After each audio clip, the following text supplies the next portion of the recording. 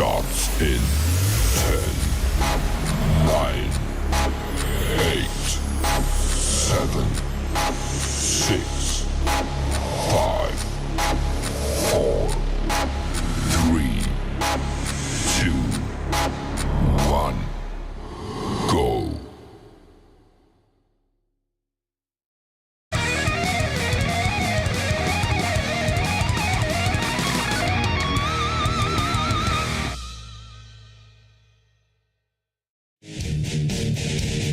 For the battle fought to be won. Greetings, Metal Maniacs. This is Don Whaler from Sacred. You are listening to Outlaw Nation.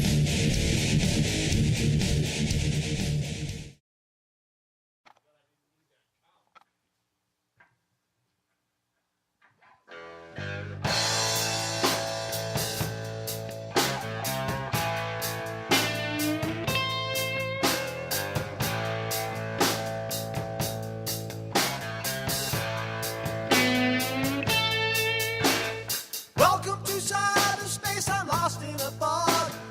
Everything's digital, I'm still analog. When something goes wrong, I don't have a clue. Some 10-year-old smartass has to tell me what to do. Sign on with high speed, you don't have to wait. Sit there for days and vegetate. I access my email, I read all my spam. I'm an analog man. The whole world's living in a digital dream. It's not really there, it's all on the screen. Makes me forget who I am. I'm an analog man. Yeah, I'm an analog man in a digital world. I'm gonna get me an analog girl.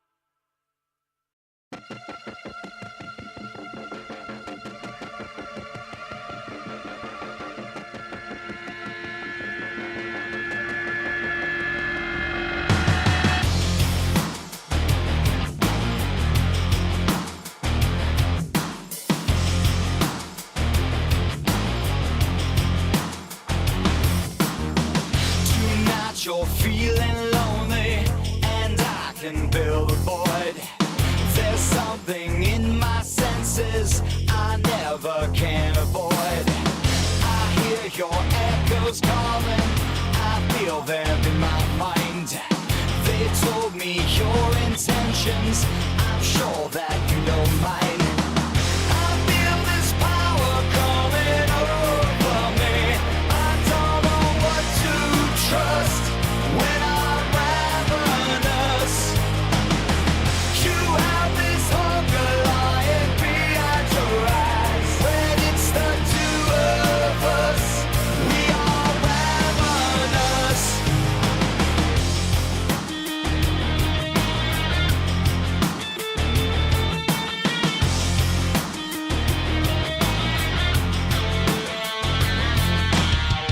You've known the isolation, you've known this state of mind. Your wall of inhibition has broken and declined. I feel the flowing fire, it's burning in my bones. You've got a taste for danger, we're clearly in the zone. Turn off the logic, shut down the line, augment the moments, we're lost in time. I feel this power coming over me. I don't know what to trust when I'm ravenous. You have this hunger lying behind your eyes. When it's the two of us, we are ravenous.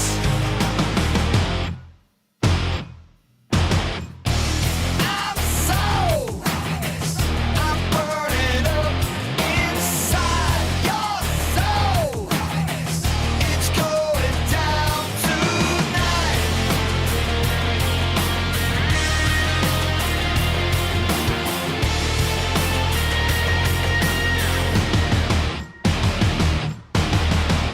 I feel this power coming over me. I don't know what to trust when I'm ravenous. You have this hunger lying behind your eyes. When it's the two of us, we are ravenous. I feel this power coming over me. I don't know what to trust when I'm ravenous. You have this hunger lying behind your eyes. When it's the two of us, we are ravenous. I'm so I'm burning up inside your soul. It's going down tonight. I'm so I'm burning up inside your soul. It's going down.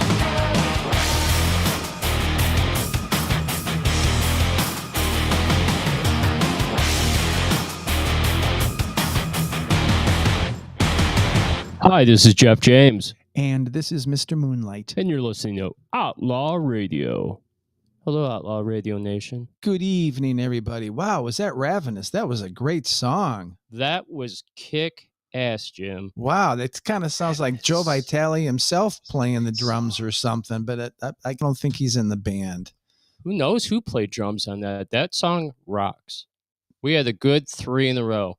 I love the entire production, the mix, the bass drum was at a great level. I hate it when the bass drum is the loudest instrument now.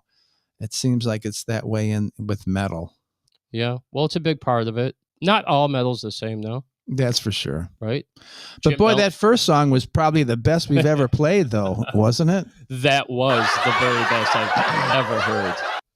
ever heard. That's what I thought. Jim Bellinger kicked it off with Analog Man, which is a Joe Walsh tune. Yes. Nice cover. Good Yeah, job. that was a lot. We spent a day on that. Tim Hammond and Tim Ginley on the drums, Tim Hammond on the bass and keys. Yeah, great job. And I finished it up in the basement and put the lead part on and whatever. We have played it a bunch of times, but I really like that song. It rocks. I really do. Everybody loved Ravenwood. Oh, yeah? Yeah, they digged it. Sully's here. Oh, He's already ready. he's definitely ready. Yes. Yeah, he liked it. The big countdown. Well, that was great. And then what was that other song? Dogs of Verona. David Black, I hear, is I see he's already with us. David Black out there. Thank you for tuning in, man. So I hope your song sounded as good to you as it did to us. I'm sure it did. Yeah, that was Nevermore by Dogs of Verona, and that's David Black's band, and you guys see him in there right there. Kick Great, butt. great 3 songs in a row, man. Next week on Thursday, when we do our live, we have Alan Green coming in, not into the studio, but we have him coming on the show. We're going to talk about his life and his music and stuff. And I'm just bringing it up now because we're going to be playing a bunch of new music. I have Dogs of Verona stuff I want to play. I have more Ravenwood stuff I want to play. So there's a bunch of new tunes coming. Isn't that great? I can't wait for Alan to be on the show. I think he likes cars too, because he makes posts on Facebook with cars. So we'll have to ask him about that. What his interest in with cars. Janine Springs said, unfortunately, I couldn't hear the first and second song. It's because she got lost in the Matrix, right? Oh, yeah. We had a difficult time. We had to turn off the original broadcast, so to speak, and we had to reopen it because there was no sound. So everybody's going, what's going on? So we apologize for that. It was so weird. Like everything was totally fine. And then all of a sudden we go live and it seemed like the broadcast kind of just dropped out. So we had to reboot it and do it again. The great thing is that later on, I'll go back into YouTube and I'll just delete that beginning part. Yeah. And then it'll just be like a regular show like it is right now. But it's really inconvenient and aggravating for the listeners. So sorry about that. Yeah. So, hey, David Black said, very happy. Glad you liked the song. And oh, yeah. For sure. Keep sending us new tunes. So welcome to Outlaw Radio Nation. It's been one hell of a week with changes in our little company. Changes in our lineup and who we're going to work with.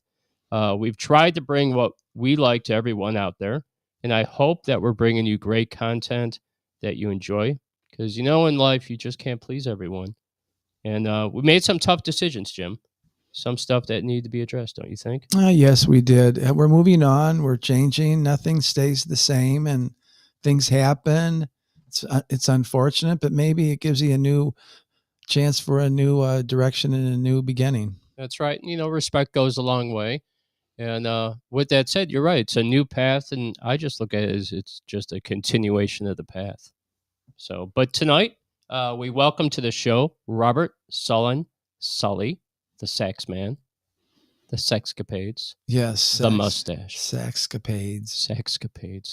At 8 p.m., we're bringing him on through a phone interview. We don't get to use it too often, so we'll get our Bluetooth run around 7:55, and we'll get them on the show. Tonight, we also have music by Paul Austin Band, Mr. Moonlight, who you heard, The Black Roses, My Cleveland Project, James War, a song you have not ever heard. I can't wait to hear that. Over Medicated, the song that you liked from last Thursday's show. Oh, yeah. I liked them a lot, so I played them again. Ravenwood, who you heard, and Dogs of Verona. And we're going to end out the show with Conspiracy 216. Ah, good. So tonight we have the history of the sax. Very brief history because I didn't want to go on and on forever. Right. Bore everybody to death. It would bore you to death. Okay. We're also going to be talking about the U.S. Citizens Test. Jim has the shenane. We're talking about war, baby. War. Good God. What's it good for? Absolutely nothing. So President Trump claims to have stopped 4 conflicts, wars, whatever you want to say. So I looked into it a little bit and found an article, and it's too long to read the whole thing. But it lists all 6 of them. Like, for example, the most recent one, Iran and Iraq. there's a little bit of information on that one, what he's saying happened, and then what the critics are all saying. And I did that. I have that's for all 6 of these wars, but it's just too long of a piece. So maybe we'll just do one, and maybe we'll do some next week, but we'll talk about that. Very cool.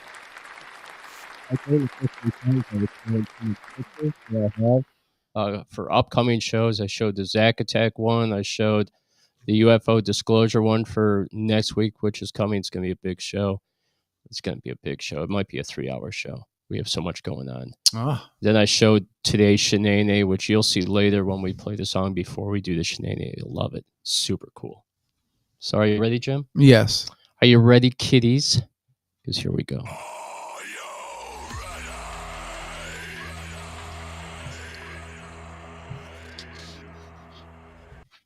All right, so I have some news. You ready? Righto. Okay, so it's true. We're no longer uploading music to the Rockstar Radio Underground show. We've left the affiliation with Angelina. We wish Angelina the very best. It was fun ride. It was fun to learn how to do everything, Jim, with radio and learn about the ins and outs and copyrights and royalties and all that stuff and how it really works. It was super cool. It was I love definitely worthwhile on your part. Yeah, it was fun. And it was cool to learn how to schedule shows and put playlists together. So what we're going to do is we might launch, and I'm kind of leaning towards 90% that we're going to launch sometime around Thanksgiving. As a Thanksgiving to our fans, we're going to launch the Outlaw Radio Nation radio station. It's in discussion right now. Very cool. Yes. It's not going to be a 24/7 type of broadcast, though, is it? It will be 24/7, but what I'm thinking about doing is just doing certain days. Not every single day. Maybe do like Thursday, Mondays, maybe do a morning show all through the month, a morning show, from like 5 a.m. to say noon, right? And then just some shows scattered out throughout the month. Not anything like, But have one show on every day, though.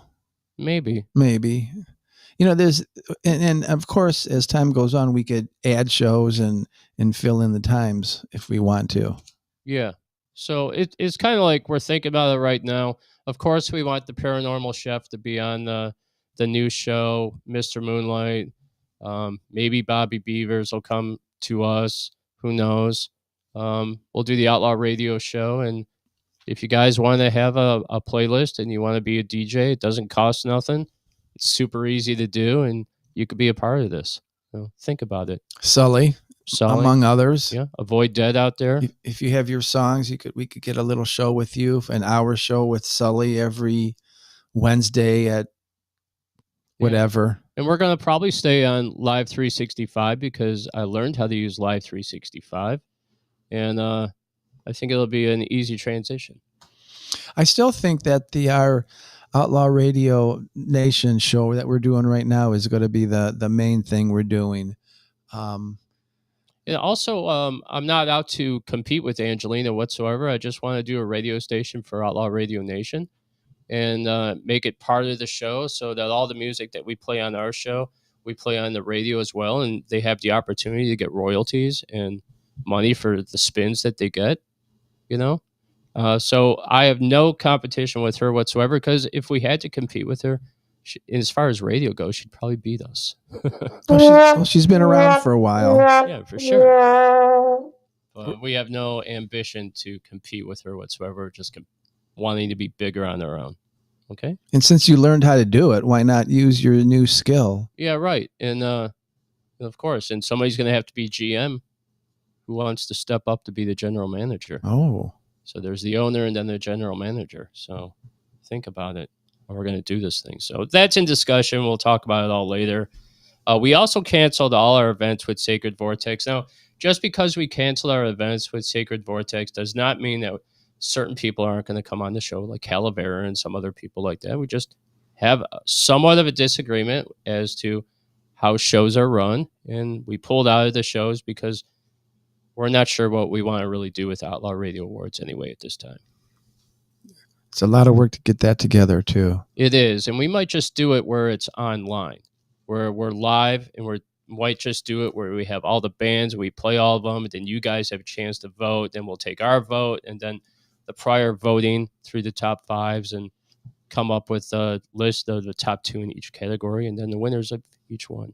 So all they have to do is just comment during the show. Okay, we Kind of what play. I'm thinking. Do you like this? Well, we just got done playing like 5 songs. What's your favorite? What's your top 3 kind of thing, Yeah. right? And then we'll look through it, and if say Avoid Dead's in there with like say Conspiracy 216 and another band, Avoid Dead gets 5 votes and Conspiracy 216 gets only 3, then of course in that round they would win. So then we'll take all the times that Conspiracy 216 and Avoid Dead were in the top 5s, right? And then we'll add them to their votes that they get with the comments, I'm thinking. And then our voting, which is maybe 25% of it, right? Yeah. And then we could come up with our winners. And we could do it all online. And what is going to be the big prize? I I wonder. don't know. We got to think about that. Yeah. It's got to be something super cool. Maybe we could give them like 3 spins or something of their new tunes on a show or something, and we could feature them on a show on a Thursday or. Yeah, maybe we could probably do it like a Thursday exclusive interview where How they about- get a whole featured hour with us. That'd be got the- cool, right? We got the Outlaw Radio t-shirt back there, and we're going to make some new ones, Outlaw Radio Nation, but we could also pass them out to the winners, I guess. Boy, Dead said this. It sounds good. It sounds fun. Good. So, yeah, we might do that. So, and like I said, we kind of delayed the awards, but we're still going to do it. Me and Jim just have to come up with a definitive plan, and then we'll attack with fury. Okay. All right. So we started our sponsorship drive. We haven't made a big deal about it yet. We're not really pushing super hard. We're just getting it out there now. That's going to be kicking off very soon. It kind of already started, but we're going to kick it off later on. We really need to work up to this. So we're seeking support for our show.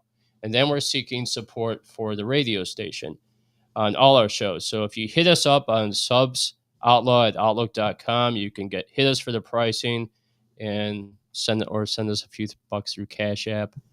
And then we could do something with advertising where we could really get your music out there. But we're really not asking for bands to pay it. We're asking for your management to pay it. I always hate asking the bands. Doesn't feel right, does it, Jim? No, it doesn't. Yeah, being a musician, I just feel weird about asking the bands for money. That just doesn't seem cool to me. Not against anybody else that does it. Just for me, it seems weird because as being a musician. Did Janine just leave a message or? Oh, everybody's talking. Hi, Everybody's Janine. out there. So we have My Cleveland Project. We have Janine Spring out there. Sean McCabe. Avoid Dead. Let me go through this. Brian McCabe. Hey, Brian. David Black. Good Matt to see all Gutka, of you. Sully's here. Nice. And the list goes on and on. Susie Lily isn't here right now. Oh, yeah, she's here. She Oh. joined the show early Hi, Susie. on. What happened was she joined the show early on, and then we had to reset and come back in, and then we lost her. Yeah, So she's there somewhere. All right. that's good. How do Sorry you f- feel about playing a song? I think we're ready to do that. Excellent.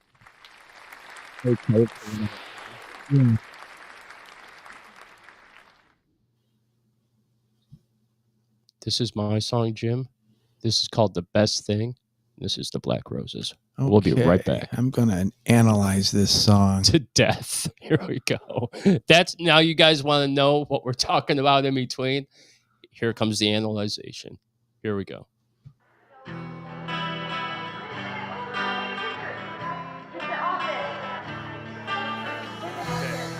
All right, Rachel. On video.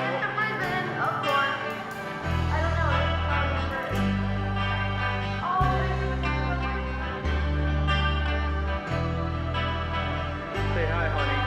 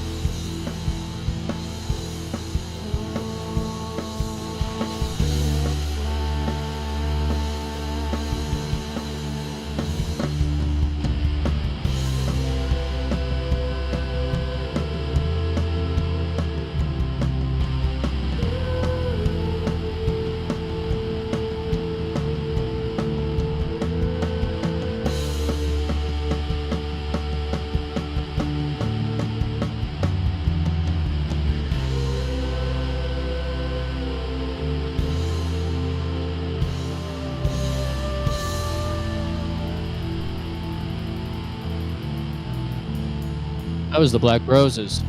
That was pretty darn good. I like the tones of the guitars. Black Roses, baby. That was Nico Pico Train on vocals. It was Kevin Bogdanowitz on vocals. It was Crust, who plays bass for Sparrow and the Lost Boys. The drummer was Neil. I can never remember his last name. Whitehouse, maybe? Good job. White Horse. I can't remember his freaking last name, but he played drums, and he's in a band in Cleveland. Actually, a singer, not even a drummer. It's just weird. Oh, He plays drums. We got to go see him sometime. Now, I play guitar, keyboards. I did backing vocals and a couple lead vocal parts, but not like whole songs. I just did a couple like lines in songs. So it was a lot of fun, and we created that song. And yeah, that song is called The Best Thing. It's about my breakup with Rachel. That's the best thing that could happen to you? Yeah, she told, she was the best thing for me, and I was the worst thing for her. Oh, And that's the chorus. And she told me she was out there living her best life, and that's how I came up with the song. you know, Fantastic.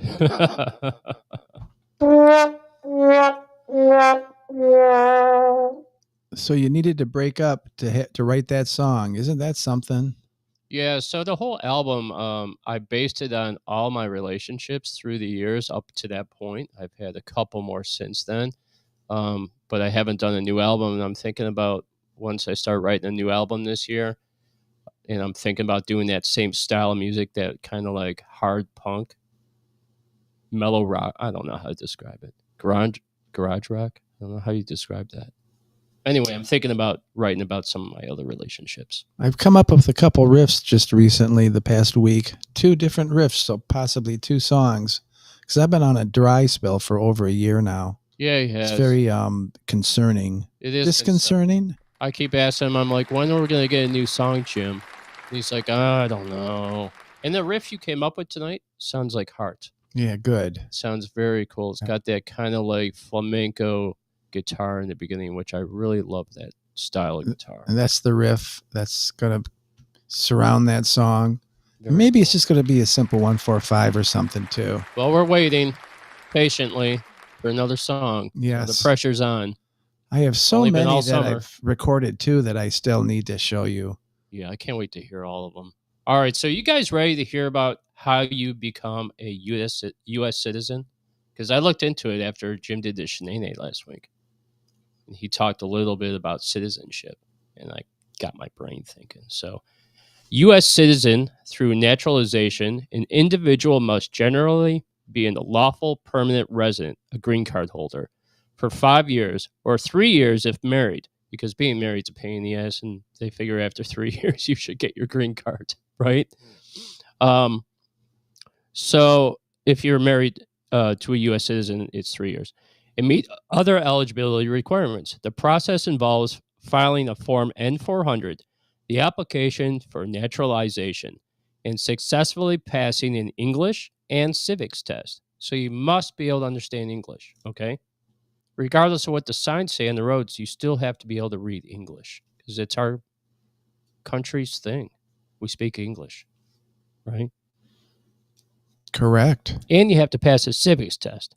Applicants must also demonstrate good moral character and take a loyalty oath, which got me laughing because Yeah. moral character, for God's sakes, right? Who really has good moral character? Our politicians don't even have good moral character. And they're running our country. A lot of people come to this country with their beliefs and they take that loyalty oath, but you know what their beliefs system says that they must conquer us. So a little bit of a problem with trying to figure that issue out. Matt Guka said, he goes, I don't think anyone on here can pass the test. I don't know. I looked into the test and I did jot down a couple of them. They seem relatively easy. I got one wrong. And here I'll continue on with this where it says, U.S. citizen test is generally considered moderately difficult, while the civics portion has a high pass rate around 96%. It requires applicants to answer at least 6 out of 10 questions correctly. Okay? Now, these are just a few examples because I didn't want to write them all down because there was a whole bunch of them. Jim, you ready to take the test and see if you're worthy to stay in the USA? Okay. All right, I need a little sip of Unwell. I laughed when I looked at the label. Unwell. Yeah, isn't that's kind of weird? There's caffeine in that, so I'm letting. Unwell. That's weird. I got Sponsored by. Giant Eagle, I guess. We're not sponsored by Unwell. But that's not a bad idea, Jim. How does it taste? Let's see. It's mango citrus. Oh, that's probably pretty good. I think I did have one. Yeah, it's okay. It tastes like watered down orange juice. It's not bad. It's Unwell. Okay, ready? Oh, yeah. Janine Springs said I heard it costs a lot of money. Yeah, everything does. What, the Unwell does? No, not the Unwell. Costs 49 cents. Oh, 49 cents. Dollar General. Okay. All right. So, what is the law of the land? Anybody know? Don't answer yet, Jim. Anybody out there know what the law of the land is? Type in your answer in the next 5 seconds. Uno. Whoever dos, gets it first wins a tres, prize. Cuatro. Cinco. Nobody has answered. Nobody knows. Our friends don't know Okay. what the law of the land is. What, Jim, is the law of the land? The Constitution. Very good. We might have somebody had just jumped in there late. See if they said it. No. Thank you, though. David Black said he liked my song. Yeah. Yeah, it was pretty cool. The best things. The best thing. Something like that. I can't remember what it's called. It's been a while. All right. Yes. The Constitution. Isn't that fantastic? Alan Green said hi. Alan Green did? Yep. Really? What's up, Alan Green? Hey, Alan.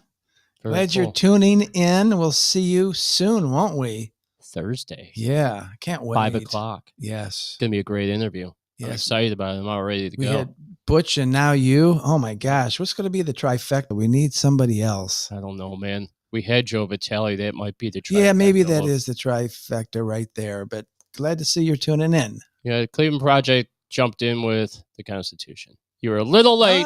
But okay. Jim got you, but he already knew the answer. They be knew honest it. with They all know it probably. Our people are smart. Janine Springs said, I barely passed the notary exam. Oh, Don't feel bad. I had a friend that was went to law school, and it took him like 16 times to pass the bar. Oh, really? I Maybe passed 12 times. Yeah, I was a notary for a while, and you do have to study up a little bit for it. And Yeah. we were doing this in some office in Cleveland, and there was a table of all these ladies. They were all cheating during the exam and all helping each other. And the person that was there saw that happen. Oh, there's just things were just so screwed up. But anyways, why did I start talking about that? I don't know, but I totally zoned out while you were talking about that, and never even heard anything you said. And the last thing I heard was the ladies. Well, I'm glad you're paying attention to me. Oh boy.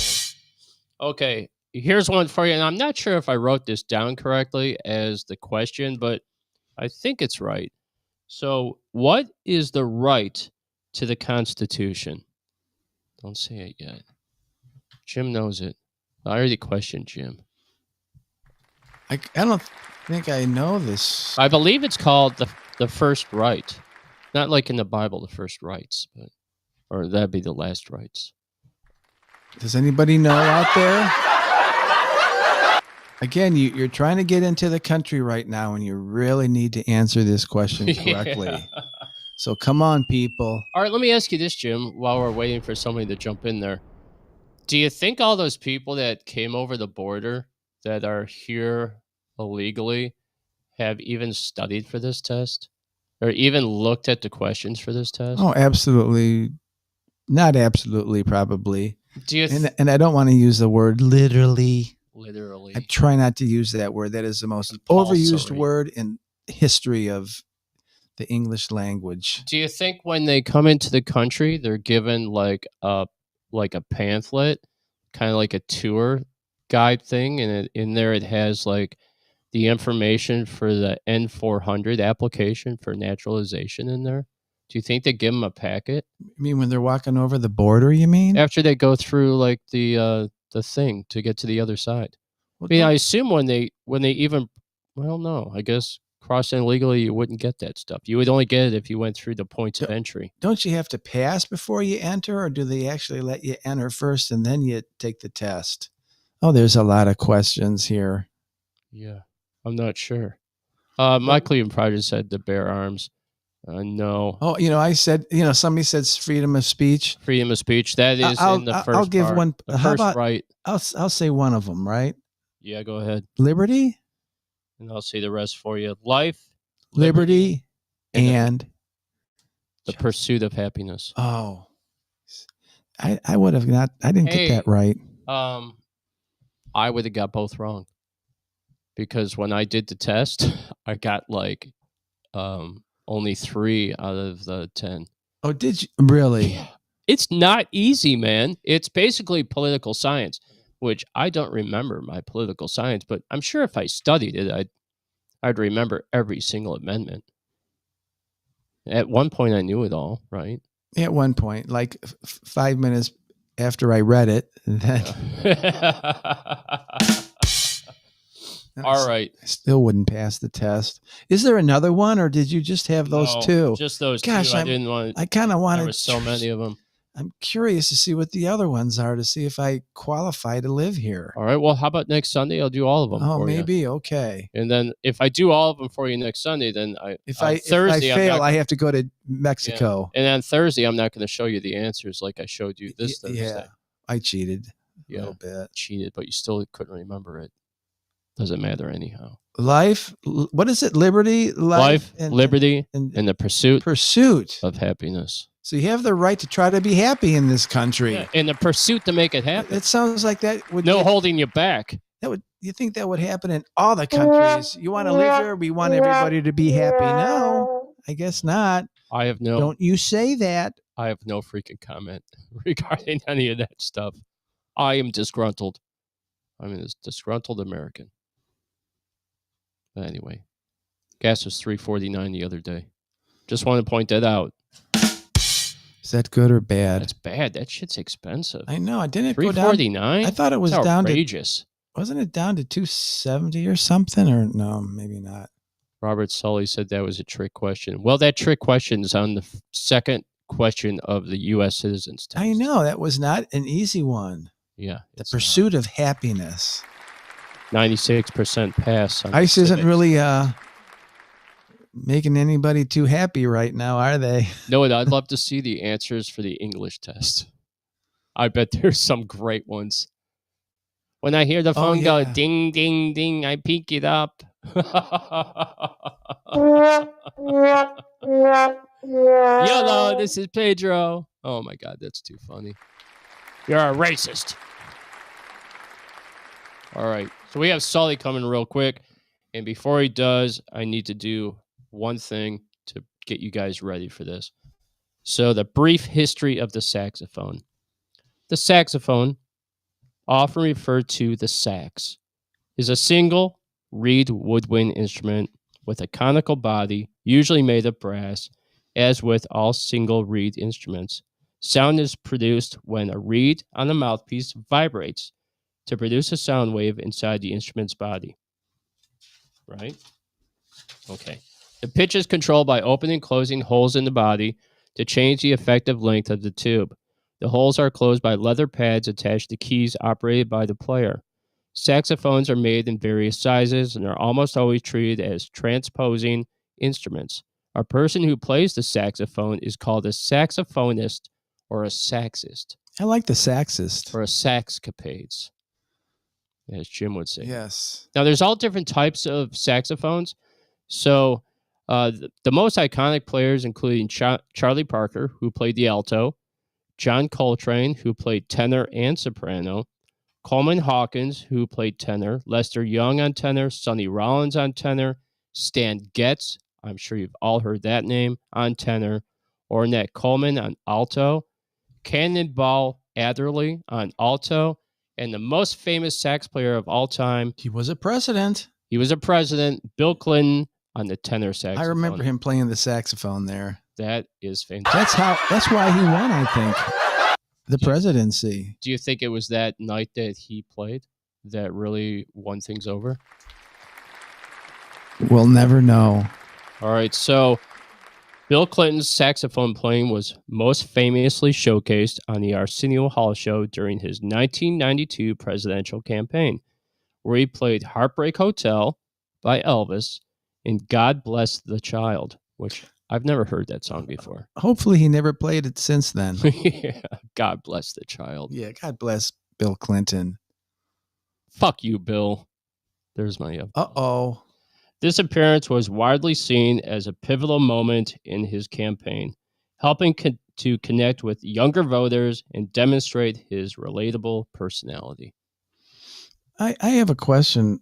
Yeah. You refer to it as a woodwind. How can a brass saxophone be referred to as a wood wind? It's similar because you're blowing through it or something?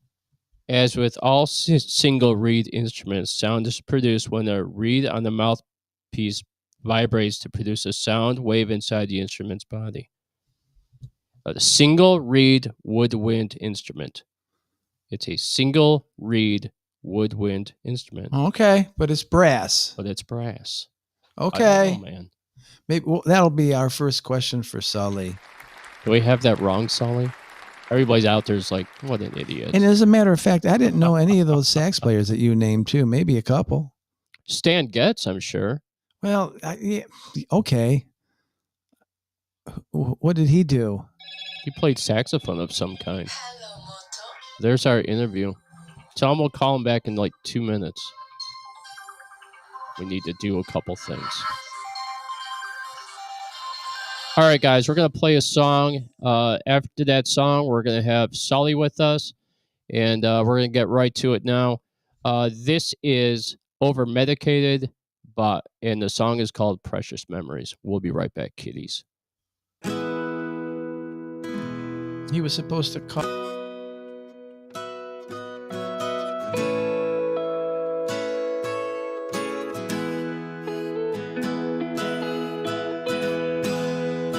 I had hoped that we could be forever in between. We're not, but that's how it is.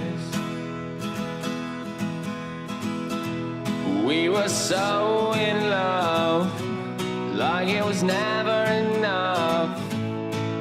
But now the day's gone by. As I sit here thinking of us, it's no surprise the words just get stuck in my throat, and I end up in choke.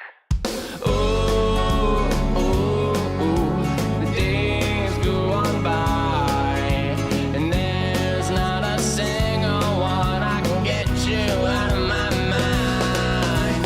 Oh, oh, oh, there's an half a mile away.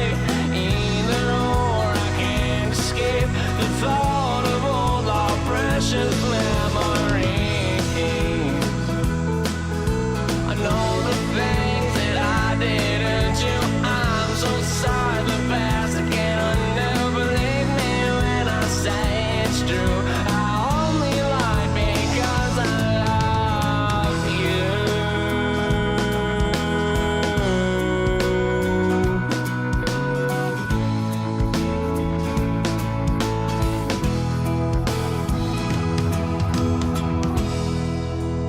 Every now and then I think about you again. A bitter sweet. Remember when we danced and danced the time we had away.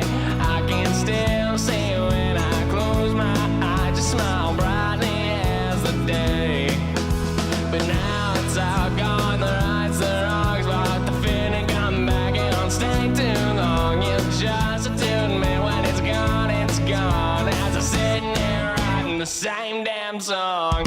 Ooh, ooh, ooh, the days go on by, and there's not a single one without you on my mind. Oh, oh, oh, there's an half a mile away.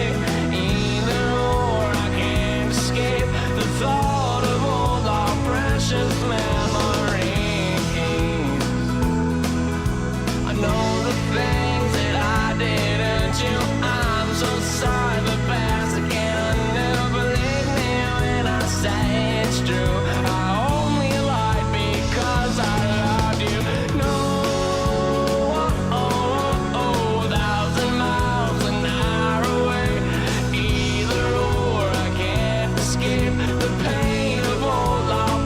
precious memories.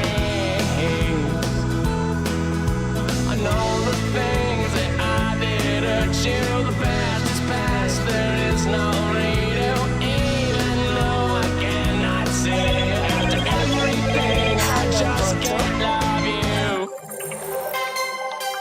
Hell yeah. Over medicated with precious memories. Oh my gosh, is he on? Hello, Sully. Are you joining us? Well, I know I can hear you there. Hold on a minute.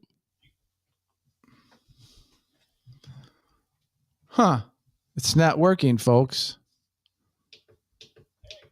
Yeah, hold on, man. I'm trying to get you on. Huh. All right, Jim. What's the story? Yeah, I know. I can hear you there. I can't hear you on the screen, so you need to hold on for 1 second. No. Sully, hang up, and I'm going to call you right back. You hear me? I need you to hang up, and I'll call you right back. All right. All right, Jim. What I need you to do is go back to your Bluetooth. Make sure you're right there. And it says you're active. Right? Yeah. Let's see. What the fuck? I hate this shit. I'm going to think about this for a second. I don't know why we're having such a hard time with this. All right.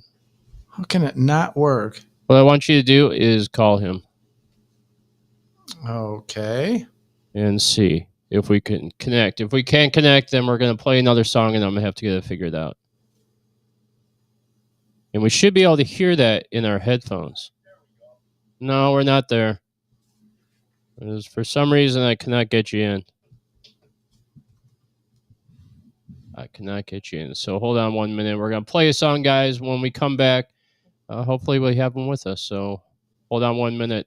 I want to play Witch by Avoid Dead. We'll see you soon, kiddies. This is Troy. Adam. Sam. Jason. And Levi. We are Avoid Dead. You're listening to Outlaw Radio. Stay alive. Stay listening.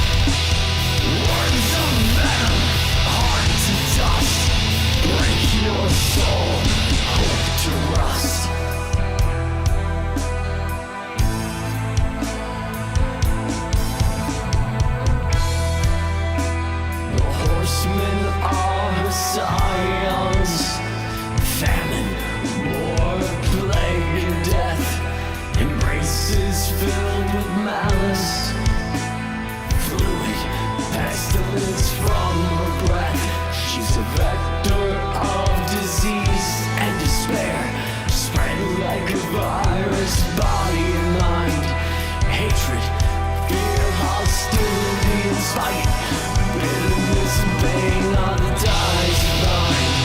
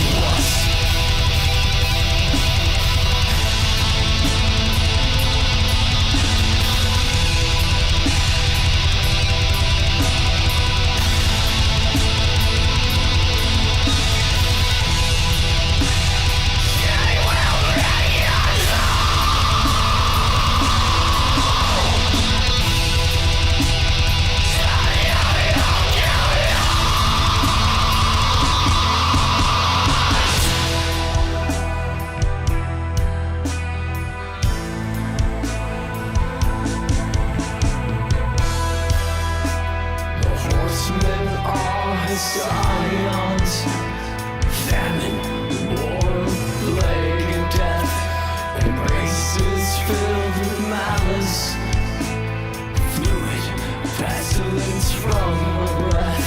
She's a vector of disease and despair, spread like a virus, body and mind. Hatred, fear, hostility, and spite, bitterness and pain are the ties that bind. Bitterness and pain are the ties that bind. Bitterness and pain are the ties that bind.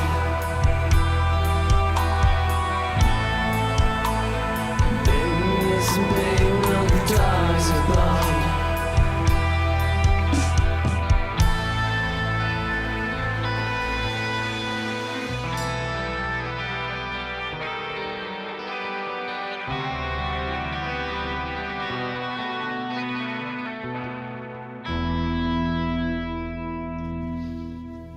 Hey, Outlaw Radio Nation. I We're like- having technical. Do we can't talk either on top of the technical difficulties. We're having issues. For some reason, hey, Sully, can you call us right now? Yeah. We had to make some adjustments. We don't know why it didn't work, but we're ready for your call. Yeah, give us a call. Let's see if we could do this thing. I don't really understand why we can't do this thing. It seems to be working last week. And yes! Here we go. Answer that, Jim. Sully. Hey. Fuck yes. I don't know what's going on, Sully. Sorry about that. It seems like every week there's a problem.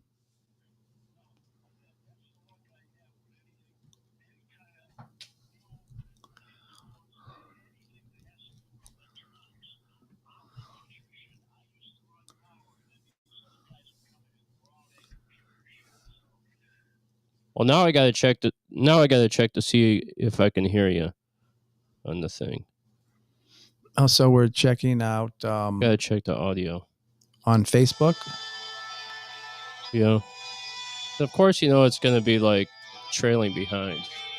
Yes. All right, guys out there, can you hear Sully on the phone with us? Give me a... Yeah. Well, that's why I want to check before we even start rolling, because if we start rolling and doing an interview and nobody can hear you, it's going to freaking blow.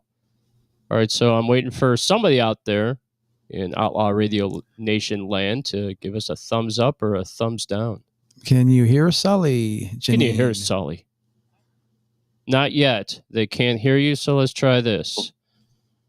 Can you guys hear Sully? You must speak. Can you hear me?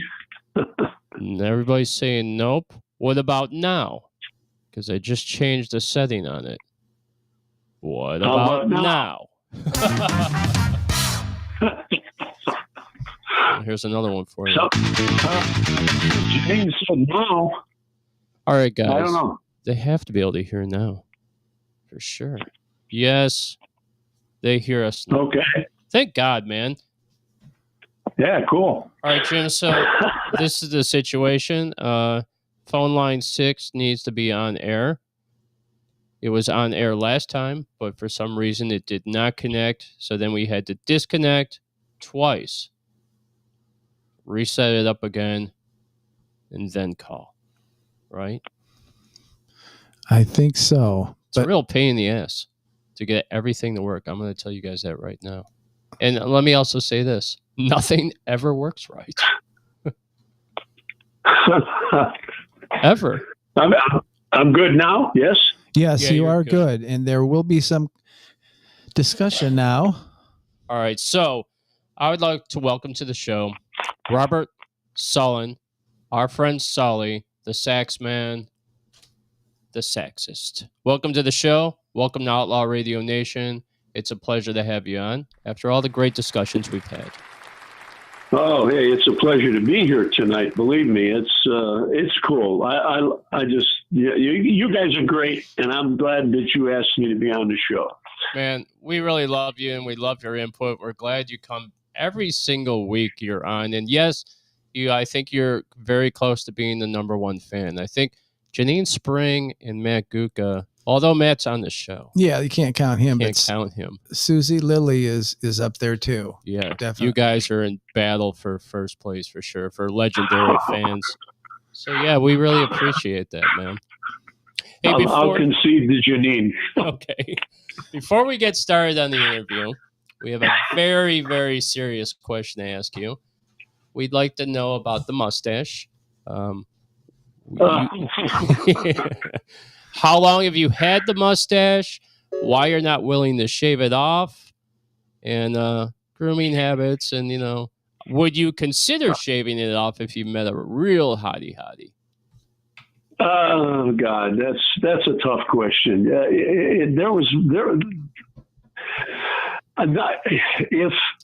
If I had to shave it off to save a relationship that really mattered, then I would. Let's put it that way.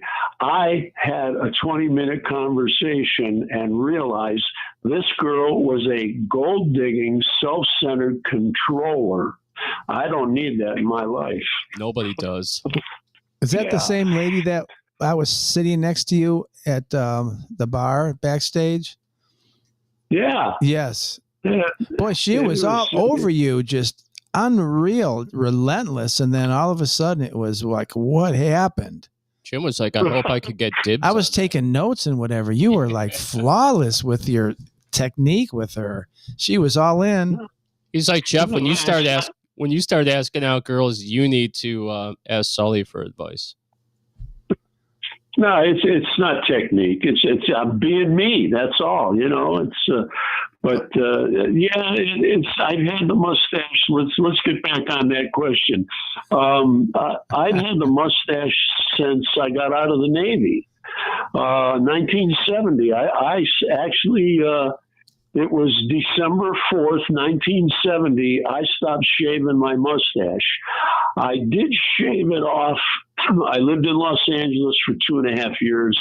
I did shave it off out there, but that was because the sun bleached it up so white that it didn't even show up anyway. And then when I came back to Cleveland, I grew it back. 55 years. 55 years. Dang.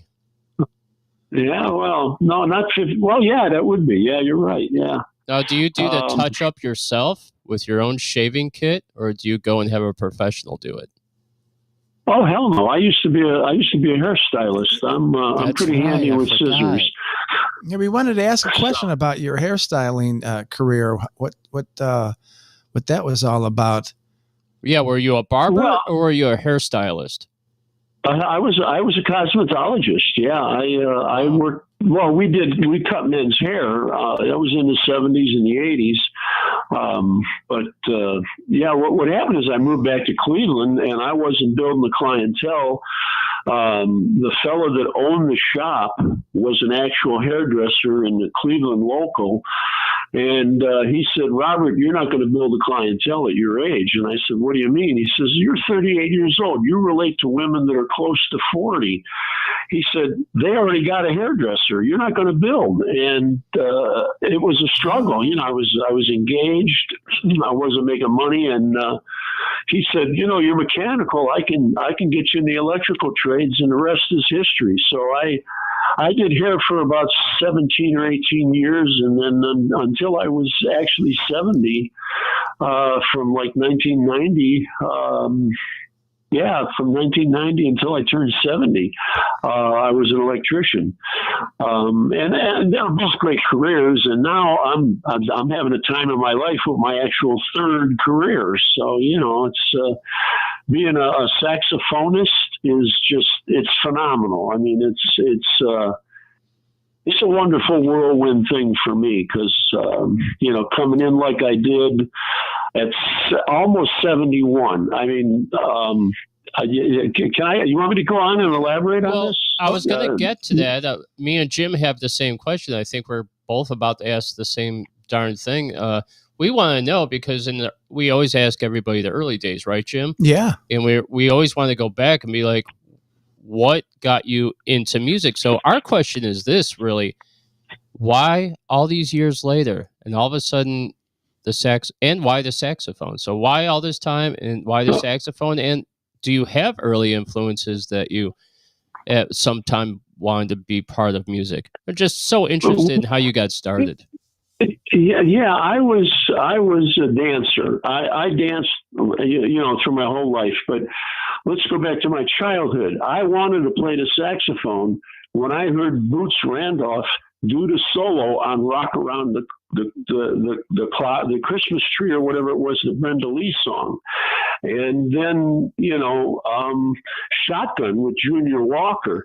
But my mother bought me a piano, and I didn't want to do that. I wanted to play the saxophone, and I took about 6 or 7 classes, and the teacher told my mother, your son does not want to play the piano. You're wasting your money. And then for years, I had said, you know, and it didn't matter if there was a saxophone in the band, but, you know, with my buddies or a girl, you know, it didn't matter. I always wanted to play the saxophone. I just never had the guts or the real push. And, you know, the buddies would slap me on the back and say stupid things like, yeah, you're tall, you'd look cool, or yeah, you should do that, you know, blah, blah, blah. But what happened is one of the guys, you know, Mike Qualey, who's, you know, buddies with Nick Caruso and the people from Avenging Scarlet, that there's that whole circle of musicians. And Nick's drummer called me and said, hey, we're over at the London Air watching my old bass player. And I made that stupid comment. I always wanted to play the saxophone. Well, Mike Qualey, he didn't pat me on the back. He didn't say, yeah, you should do that. Honest to God, he stepped right in front of me, face to face, about 4 inches away.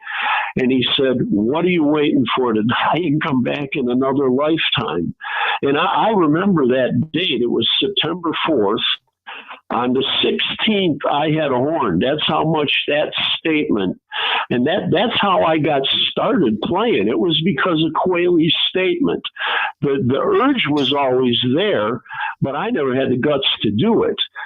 And on the 16th, I got it, and I played around, you know, at home. I went online, YouTube, you know, and I learned, you know, some of the fingering because, you know, there's actually 22 different keys plus an octave key to jump up an octave. And that's a lot to learn. So I'm not going to learn it on my own. So from like the week of Christmas I started lessons, and it was just the traditional bullshit lessons. You know, the book was right, you know, and I'm not putting the book down or the teacher. That's the problem with the saxophone is that people go into it and it's like boring. The first lesson is how to put the fucking horn together.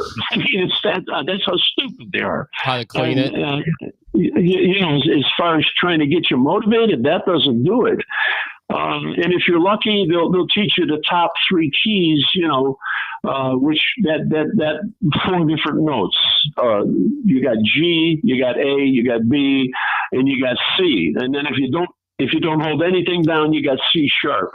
So you may go home with that much, information and knowledge after a whole lesson that, if you're a young kid, your parents paid for. I dropped the $25 for the half hour.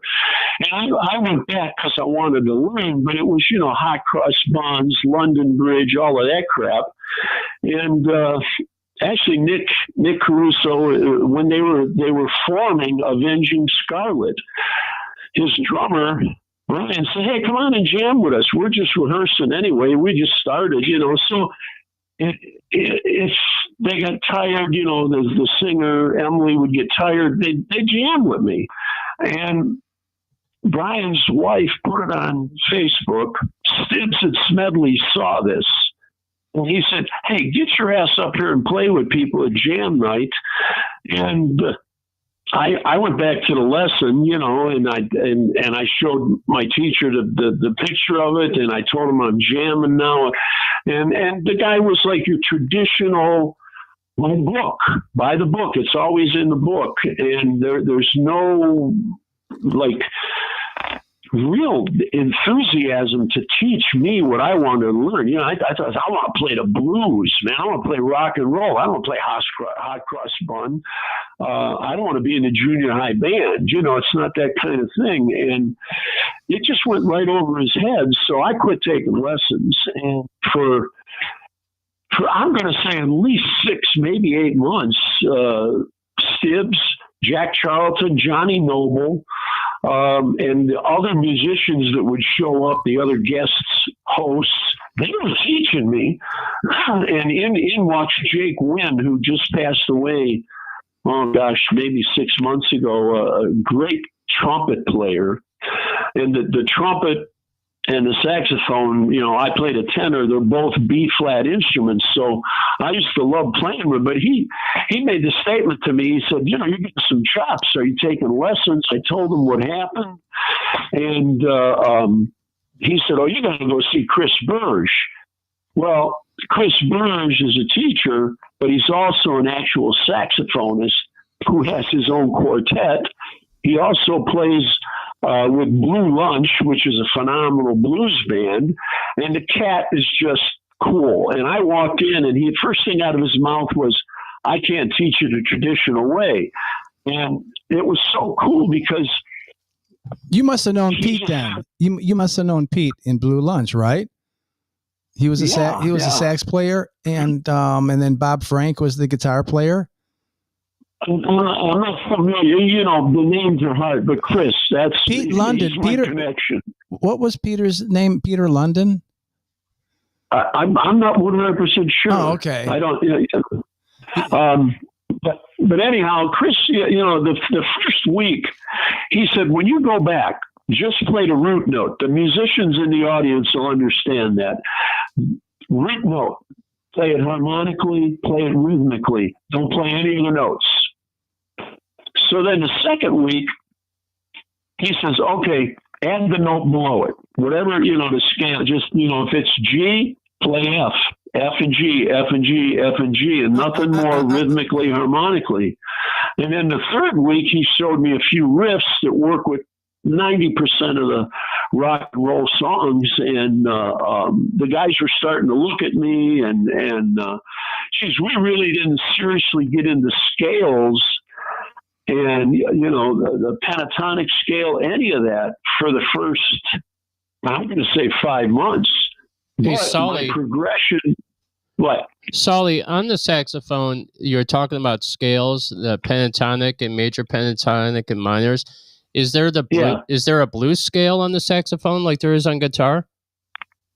Yeah, but I'm not even doing it because everything else right now, I'm not doing it. I very seldom do it.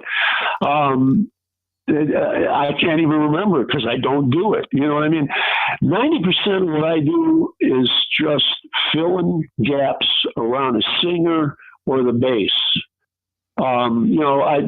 Guys ask me, well, can you play this song? I go, no, I don't know that melody. I've never had to learn them. Now, the interesting thing is, 5 years into the game, I'm in a band called Desperados. I've done 3 gigs with them, and I mean, I'm solidly in. They want me. That's cool. Good for you, man. And it's so cool, but it's 50s and 60s. And Roberto, he says, hey, I really want you to learn the vocals so you can play those vocal parts on Tears on My Pillow to give my voice a rest. And I'm like, holy shit, and that's been so much fun because I have never, ever played any of these songs. I knew them. I grew up with them. I was a child in the 50s, was a teenager in the 60s. So the songs are in my head, but to actually play them and to come up with riffs, oh man, it's such a challenge, and it's just so cool. And I've talked to other sax players that have a lot more experience, and they've all said the same thing. You're going to learn so much playing with those guys because of those old riffs that fit, and how the songs were structured. It's just, and it's really cool to have that now. And it was really funny because Stibbs in the beginning. Okay, he would say, look, you're the cool sax guy. Just go bop, bop, bop, and I'm like, oh, okay. And I'd go back and I'm still, it was the lack of knowledge. I'm trying to do more than necessary. And it was probably about 3 months ago. I'm playing a jam night, and it was just so cool because the dude that was singing, he turns to me and says, I love what you're doing, but it's too much. Just lay back, bop, bop. And not sure what that means, but settle down, Jim. Yeah. So what kind of sax do you have? It really hit. It really hit. Now, let's go forward a week, and I'm telling Jack Charlton, the singer with the Freebirds, and he says, well, the reason you didn't get it is you didn't have enough knowledge at that time to understand what Stibbs was saying. When E.T. King said it to me, a few months back, it was like, oh, man, and I'll tell you what, I feel that there has made such a difference in how I look at things. Everybody's got a different way of speaking. And even about the saxophone, God, the guys, one guy says, oh, you never want to lay it this way. The other guy says, no, you don't want to lay it that way. You want to lay it this way because you'll ruin the keys or you'll do, and I'm like, okay, I'm going to put it in the case. That's all, or put it on a stand. But, yeah, it's really cool when you have enough knowledge to understand what another musician is saying to you. Hey, Sully, let me ask you this question. When I saw you play at the VFW Hall, probably maybe 2 years ago, maybe pushing 3, when you played with Avenging Scarlet and Six Gun Sister, you remember that gig? Yeah. It was, yes. I think it was, I can't remember his last name, Brian's birthday party, Yackley. Yeah, it was Brian's birthday party, and Nick and I had talked about it, and it was we did 3 songs, just like a jam night. They gave me 3 songs. Turn the page. I know we did Roadhouse and Turn the Page, and the 3rd song you could hold a gun to my head, and I couldn't tell you what it was. Yeah, you did the sax intro on Turn the Page. I remember that. That was pretty cool. That was a good time there that night. And I had a great time, and I think that was only the 2nd time I've ever heard you play. But I did see you play when you were just starting out. And then when I saw you at the VFW thing, I was like, wow, he's improved a lot. You've improved a lot. You've only been playing how long? 5 years? 5 years. This September will be 5 years that I've owned a saxophone. Yeah. And but my teacher, here's the thing. He told me And he said, take this as a compliment. He said, most of my adult students are not like you.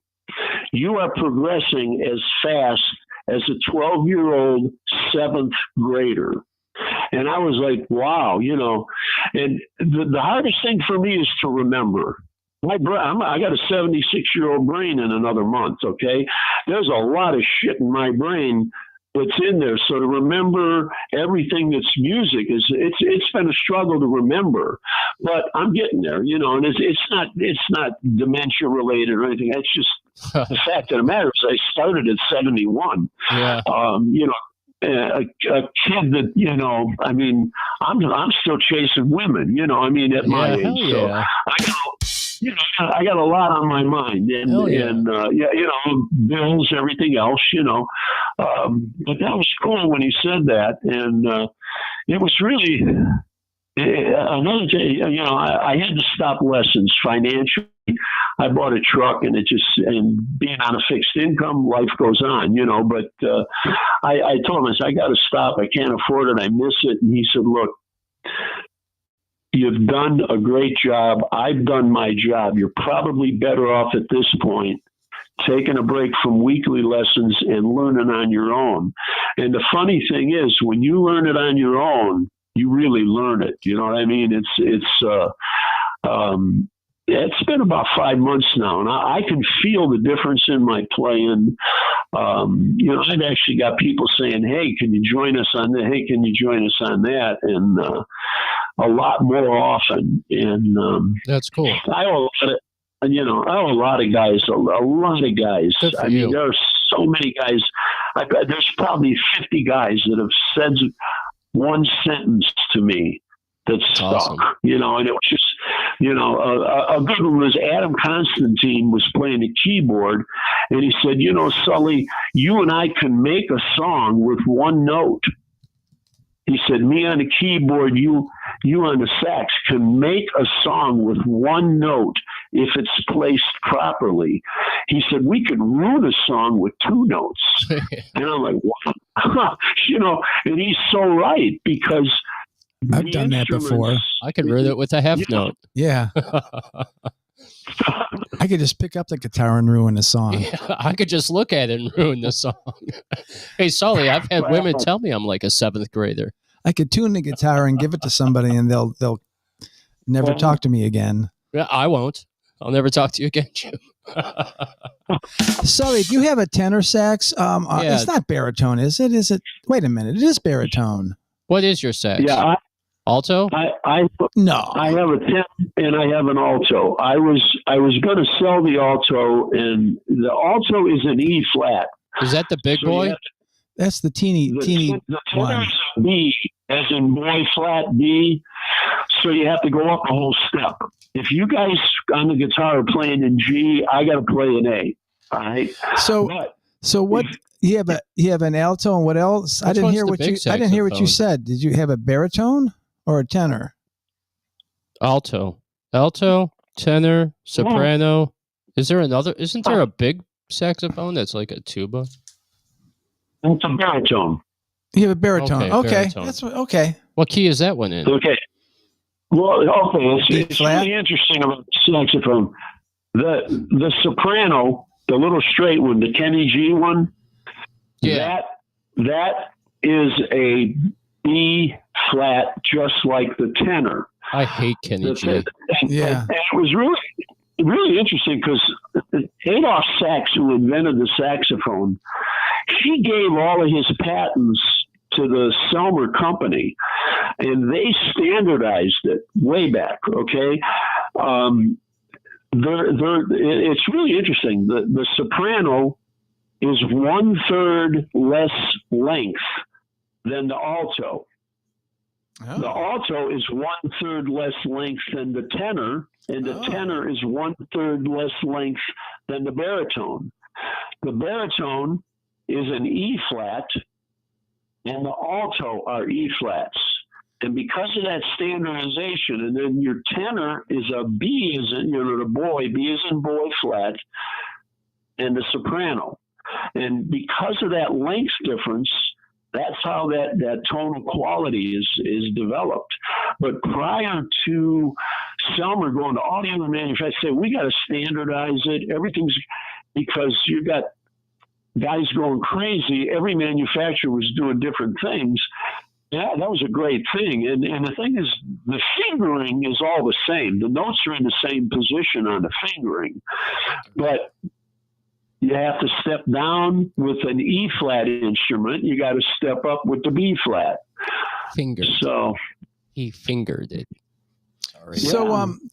So we have a few more questions for you there, Sully.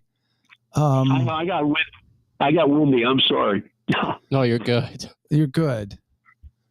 All right, so just to go over it one more time, let me get this right. You have the baritone sax, or no? You have the alto and a tenor. No, I have a tenor and an alto. Okay.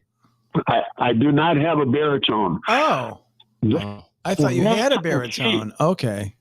What would it sound like if you played a baritone with distortion? Yeah, they're very expensive. Really? Yeah, if you want to get a new one, a new baritone can be upwards of $10,000. I mean, that's wow. I don't think guitars run in that range, do they? Yeah, like expensive Gibsons, my maybe gosh. some. So they have to have some cheaper ones for the kiddies to play when they start in 5th grade band or something. So- they can't be spending $10,000. Let me ask you this: so the saxophone is brass, right? But you could probably also get them in plastic now, correct? They make them. They'll make them out of plastic. They make them out of wood. Traditionally, they're brass. Okay, but they make them out of wood too, huh? I did not know that. I didn't know that either. What? Yeah, but they're not durable, being out of wood. But the thing is, all of the quality of the sound, it's like 99% of the sound comes out of the reed and the mouthpiece. The mouthpieces have different numberings. That's the opening between the reed and the mouthpiece. The higher the number, the wider the opening is, which means the reed is going to vibrate more. And it's a matter of coming up with combinations. And it's the same thing on the strength of the reed. Most of the time they tell you start on a 2.5, but right now I'm working on a 2.75, and I love it. I tried a 3, and it's just too hard. But that's where the tone comes from. I can take one mouthpiece and go from my horn to somebody else's horn, and it's still going to sound like me. Right. And because the manufacturers do little twerky things, but they're all pretty much very, very similar from one manufacturer to another. But well, it would also be nice. Here's one takeaway from going to see you play. It would be nice if you had a nice little microphone that was on the end of the saxophone there, and they had a nice mix of you. That's the one thing I say to Jim all the time. I'm like, it's either that he's too under the music or he's too high above the music. I've never seen a medium for you, so where you're in it but not too high. You know what I mean? Yeah, no, I do know what you mean, but you haven't seen me with my. I have a remote wireless that I use. Yeah, I need to see you with that. I need to hear that. Yeah. It's what was Shannonites, and at birthday party, it was like get me up, get me down, because they had the other band coming up, and it was a whole set of circumstances. But if I do play out of a standard mic, I know now at this point, after 5 years, I know where to set it after I play 2 or 3 notes, because, the sound man might be one of the guys in the band. At backstage, they actually got a sound man, and it's a whole professional setup, but yeah, you have to learn that. It's like playing the guitar. You guys, you don't you don't stick with the same strings, right? You've changed, you've experimented and learned and what you like. So for sure. All right, I have a two-parter question for you. And this might seem a little funny, but it's got my mind thinking about the saxophone because I played clarinet and I could not handle, Jim, the vibration from the reed on my tongue. Did that take some getting used to? And then the second part of the question is, now if somebody was to walk over and pick up your saxophone and put your mouth on the reed, that'd be fighting terms, right? Nobody touches the reed with their mouth. But you could go, you could take your reed and put. Go ahead. What? I'm sorry. Say that again. I assume that the reed, because when I played clarinet, Jim, and this might sound a little gross, gets a lot of saliva built up in there. Because when you clean that out, sometimes there's like a lot of saliva you have to get clean out of there. Somebody was to pick up your saxophone and put their mouth on it, you'd probably want to sock them in the eye, right? I'd punch him in the mouth hard. I kind of figured you would. I was sitting here thinking about it, like, that's gross. Yeah, my daughter, Brooke, when she took lessons, she started lessons with this one guy. And in the first session, he takes her saxophone and starts playing her saxophone. She kind of freaked out about that. After she mouthed it all day? Yeah, and then he's blowing on it, and she's like, what's up? Oh. Yeah, did that vibration bother you? Well, yeah, it would bother me like crazy. Nobody has ever done that, and I don't think anybody would. But yeah, if they did, I'd scream at them like, "What are you doing? First of all, what are you touching my instrument?" Yeah, definitely. That'd be a great skit. And second of all, now, right now, I'm playing a synthetic reed. I'm not playing an old-fashioned cane reed. I went through reeds like crazy sometimes in an evening. Once they get too saturated, they don't play good, in my opinion. Now, I know another guy, Brian Risling, he's constantly wetting his. He loves it that saturated. Me, if it's too saturated, I'm pulling it and putting a new reed in. I rotated 9 reeds. And some nights I'd get by, one reed the whole night. Other nights I'd use all 9 of them. The humidity in the air affects them, cold, everything, where the synthetic reed, that's not a problem. And, it's the same old adage of what works for you, works for you. What works for me, works for me. And I love it because I can set it up at home, put the cap on it and take it to the gig, and I'm ready to go. I mean, there's no playing around. I don't have to wet the reed, because you've seen the guys put all of that. But that's a personal thing, and I get a tonal quality that I like. Now, other guys, and maybe, if I'm blessed with 5 more years, I won't like it, and I'll go back to a cane reed. So, yeah, it's things change. All right, we got one last question for you, Sully, and this is my question. Now, do you practice at home? Of course. You turn on the CD or record player, and then crank it up, and then play saxophone to it. Is that how you practice? How do you practice at home? Do you play along with music? Yeah, but do the neighbors complain? No, my neighbors are cool. Yeah, that's good. I have cool. I live in a trailer. I got a 15 or 16 foot distance between trailers. It's not a lot. And no, my neighbors are cool, and I don't blast it with the windows open. How do you practice? How do you practice at home? What do you do? We're curious. Like well, okay. Most of the time. Go ahead. Yeah. Most of the time when I practice at home, it's just playing the song, and I'll check to make sure it's what key it's in, and that can change when you go to the gig.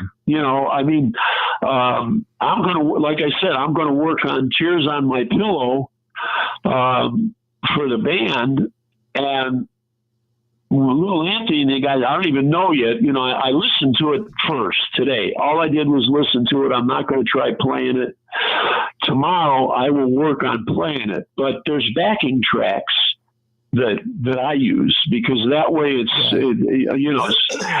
just instrumental. What do you mean? What do you mean backing tracks? On like YouTube, where you have the song and yeah. YouTube, and I got a Wi-Fi to a big boombox. That's how I practice, and sometimes, I just try to do it from memory. And I've got a routine. I have a routine. I take one scale a day and I work like crazy on it. And then I go through the other ones each once. And then the next day, go to a different scale and then, work on it like I'm going to say like crazy. I'm talking 15, 20 minutes. And then after that, I do a warm up. I do turn the page. Those 3 sax solos are basically all the same thing. So you're playing along with the song then, obviously, when you do that. Yeah. Right. Okay. I go to a G7 Mixolydian backing track, and I just go crazy on that. And once I've gone through my routine, then like if there's specific songs that I got to work on for a gig. When I was playing with Nick Caruso and his other band Ricochet, there were a whole bunch of songs that I had never done on jam nights. And him and I went over the the set lists, and I would practice them that way on a backing track, or like Tennessee Whiskey. I turn the main man on. I don't even bother with a backing track. Chris Stapleton, and that's fine. But that's how I work out. At home, I practice that way. It works for me. Other guys might go, why would you do that? Hey, because it works for me, So. Well, Sully, it's been great talking to you tonight. I'm sure our listeners really love that, because they got to see a little bit about Sully and what he's into. Fortunately for me and Jim, we're able to go and hang out with you in public, hear you play, and how you're progressing along. It's been great, and we really enjoy your friendship.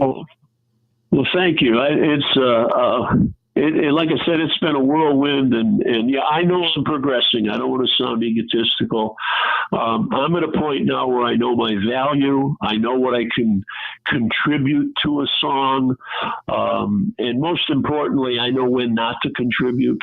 That's most guys don't know when not to play, but that's probably the bit. I'm proud of the fact that I've come where I have from where I was, and it's just been great. That's great. Excellent. Well, good for you, Sully. I think that's fantastic, and I can't wait to see how you progress these next few years.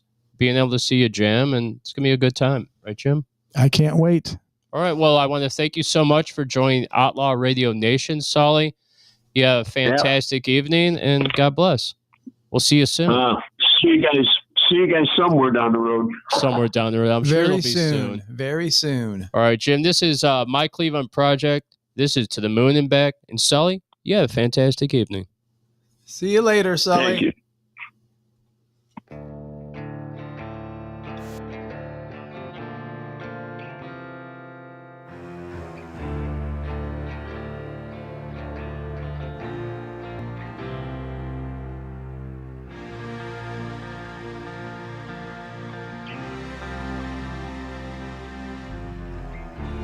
Evil inside of me has chained me to these walls. I tried to break free, but I can't seem to at all. The strings are hardened, and now a part of me. Evil has taken its hold, and I can't get free.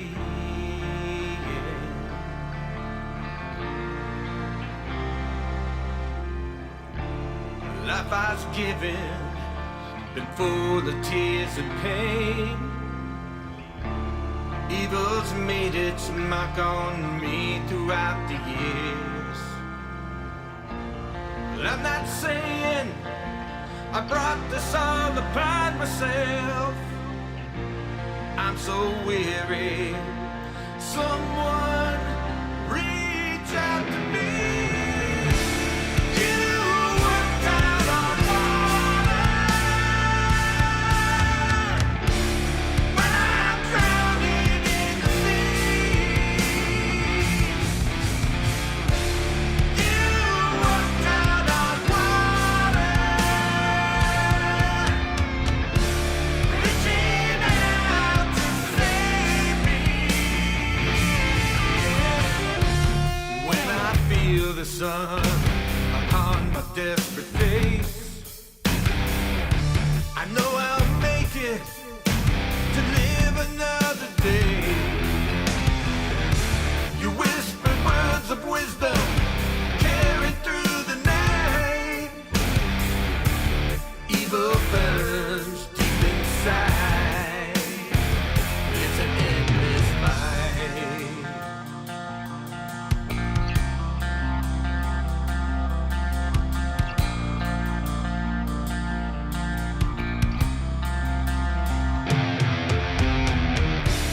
You walked out on water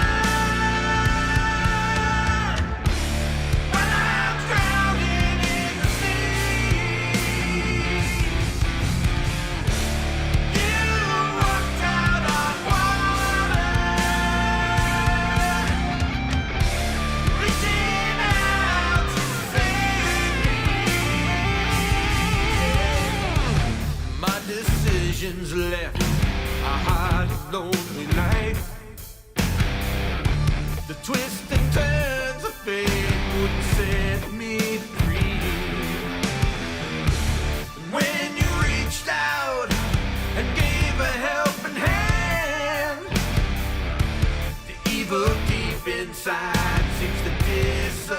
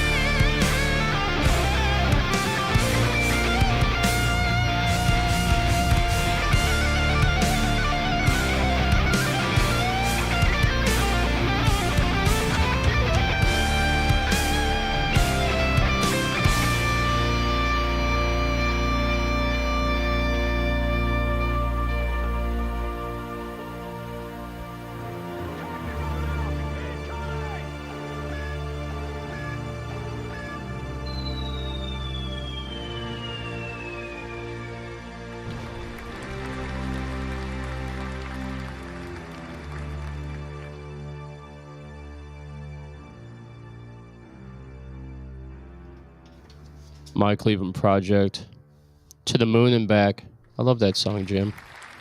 Good I like job, the guys. message. Good job. Great message in the music, and the lyrics I like a lot. And everybody, this is the Shenane. Okay. As promised, on the last show, we were talking about Donald Trump and how he's claimed that he's stopped Doing a good job. 6 wars or conflicts or whatever. They're different degrees of and severities Clean up and the streets. involvements. But I thought, I want to know what that's all about. What are these 6 wars, and is there really truth to it, or is it a bunch of BS? So Donald Trump has declared that he resolved 6 wars in 6 months. I don't think that's exactly correct. I think 2 of those wars he settled during his first term, but I'm not exactly sure about that. Well, Hey, Jim, let me ask you this question before you go further. Do you think the reason why they're bringing all this up about the wars that he's... And I read through some of the wars too, the 6 that are mentioned, almost 7. Do you think that this is all being done for the Nobel Peace Prize? oh, that's what everybody's saying. He's being criticized for that. But, you don't hear a lot of news on it. There's not a lot of talk about that right now. Things are just coming and going, it seems like.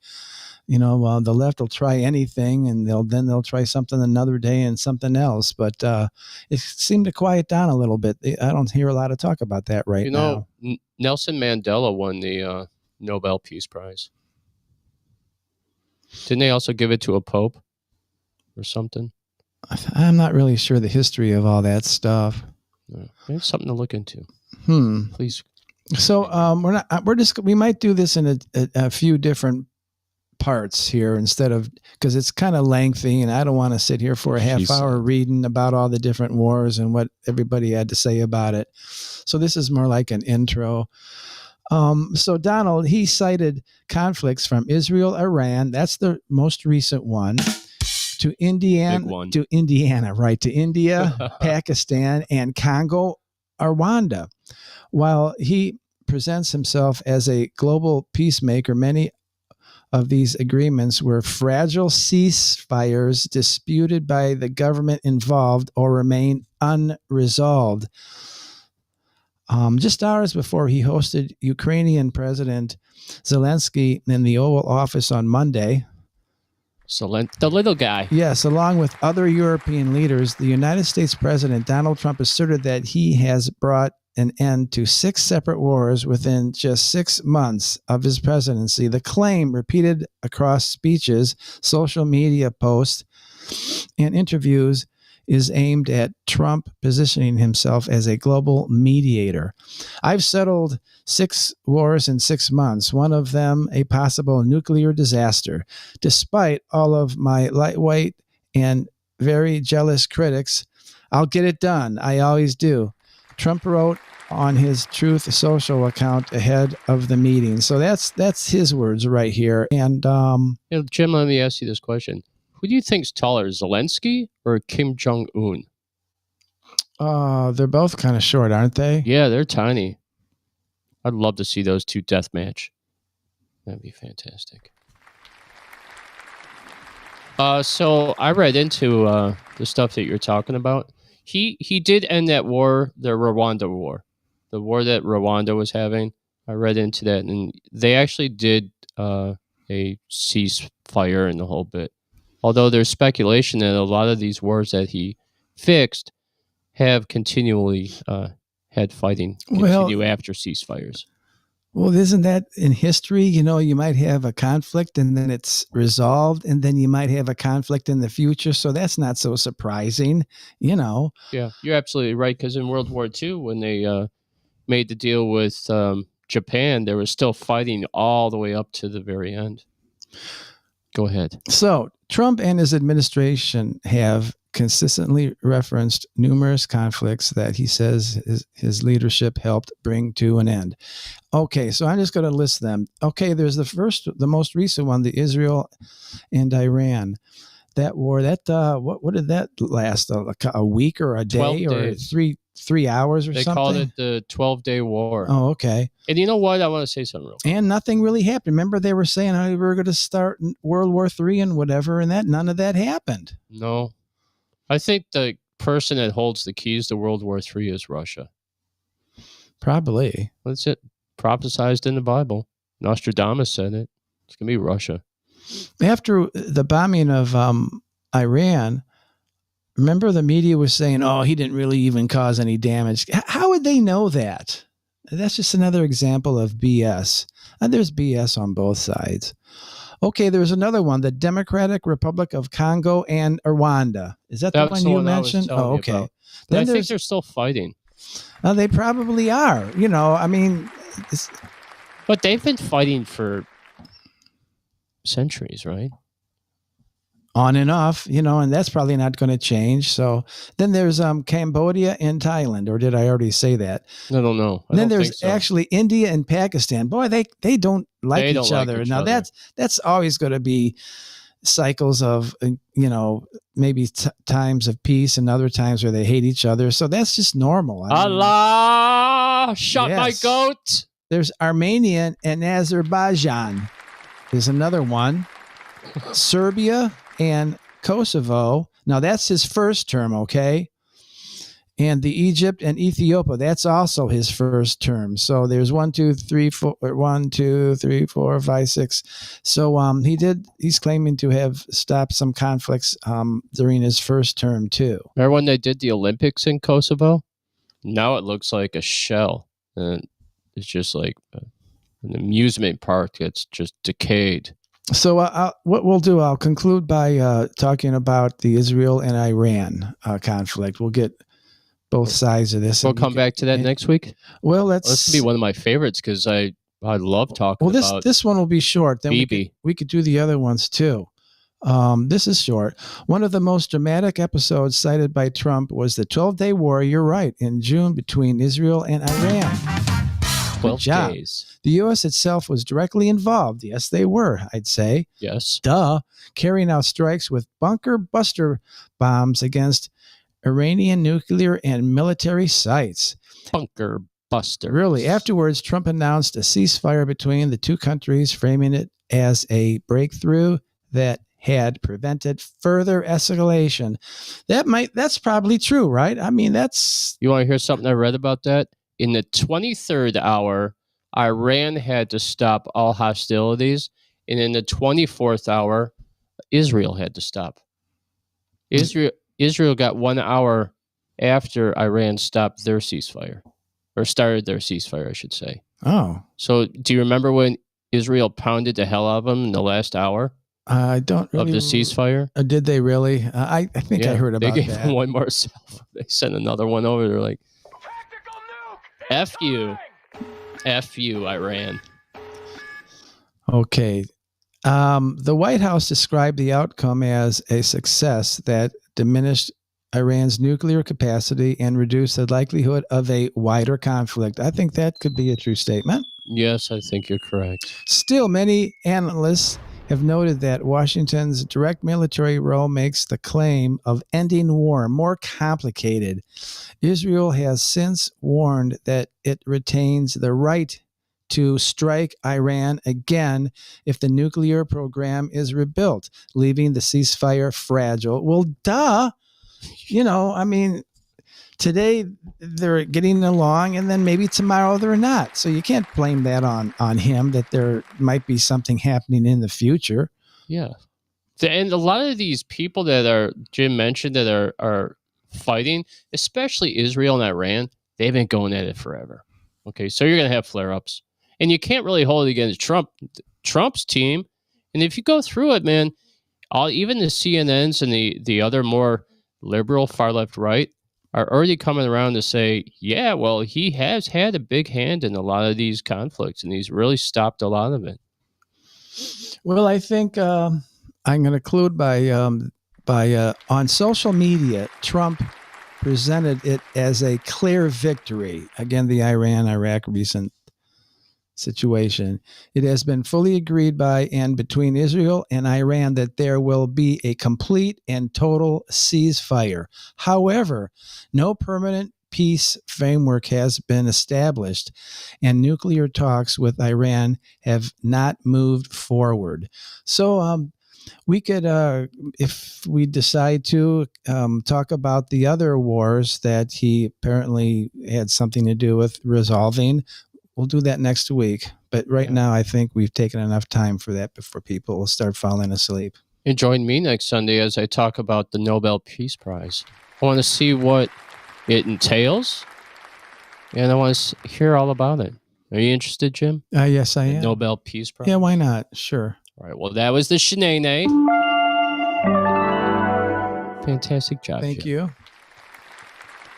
I was freaking out a little bit because I found a really good article, and I shared it to my email, and then I went to my email a couple of days ago and I brought it up. Okay, it's here. I know I'm going to be able to bring it up easy and use it as a reference. And then today I test it to make sure that I could still get to the article. So I went to my email and I clicked on the link. And the next thing that happened, there were 10 minutes of ads that popped up. So keep that in mind. You can't just, they're going to get you with ads when you share something.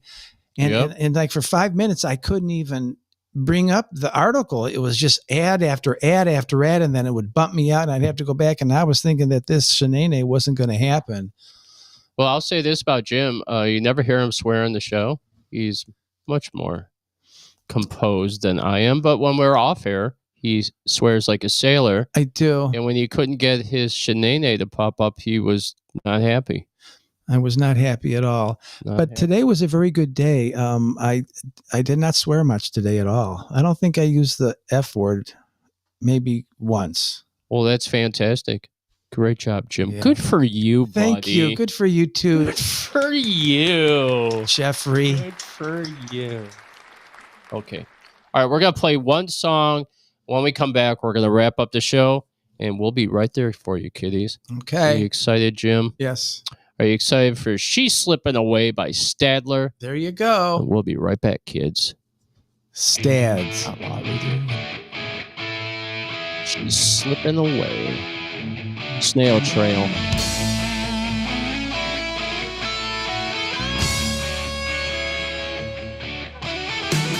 I'm through with love again.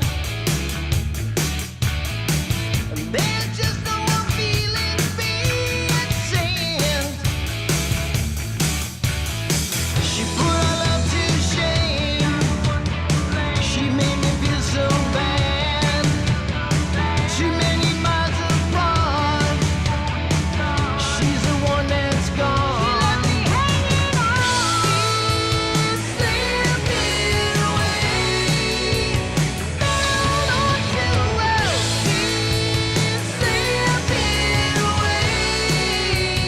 Bound on to your love. I saw you with another man.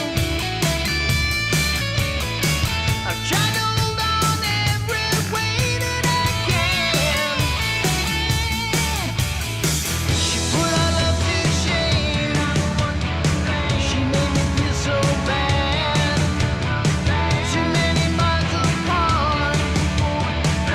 She's the one that's gone. She left me hanging on. Slipping away. Bound on to love. Slipping away. Bound on to your love.